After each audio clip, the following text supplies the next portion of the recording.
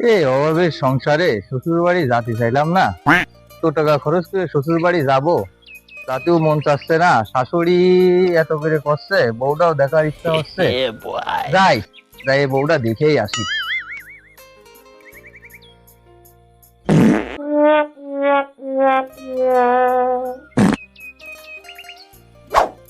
আসসালামু আলাইকুম চাচা। ওয়ালাইকুম আসসালাম বাবু। সাত সকালে সাইজে বুঝে কনে যাও? বউটা ওই মেলা দিন ধরে বাপের বাড়ি রয়েছে, যাচ্ছি একটু দেখতে মনে চাচ্ছে তাই।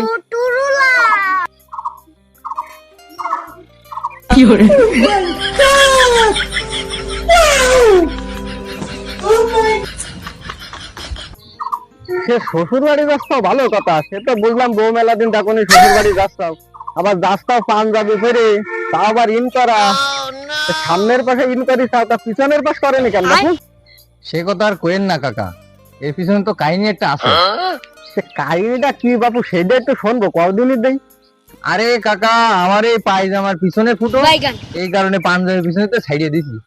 আর এই মনে করেন যে পাঞ্জাবি সামনেতে ফুটো, এই জন্য ইন করেছি, তাতে কেউ বুঝতেই না পারে।